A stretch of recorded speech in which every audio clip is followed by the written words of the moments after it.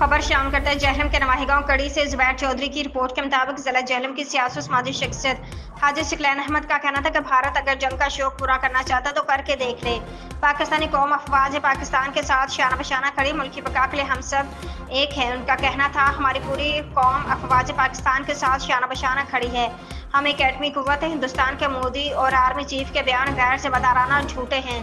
सफदर ख्याली और हाजी सिकलैन ने अपने ख्यालात का इजहार करते हुए कहा कि पाकिस्तानी कौम भारत की कीदड़ धमकियों से डरने वाली नहीं है। पाकिस्तानी अफवाज दुनिया के नंबर 1 अफवाज में शामिल होती है। भारतीय मोदी जनता को किसी किस्म का शक नहीं होना चाहिए कि पाकिस्तानी अवाम जंग जज्बे के जोर पर लड़ना चाहते हैं। अगर भारत जंग का शौक पूरा करना चाहता तो पूरा करके देख ले। हमारी सारी कौम अफवाज पाकिस्तान के शाना बशाना खड़ी है। जुबैर चौधरी का मजीद ये कहना था भारत किसी भी किस्म की खुशफहमी में मुब्तला ना हो। पाकिस्तान के दफाई सलाहियत पर किसी किस्म का शक नहीं होना चाहिए। अफवाज पाकिस्तान का शुमार दुनिया के नंबर 1 अफवाज में शुमार होता है।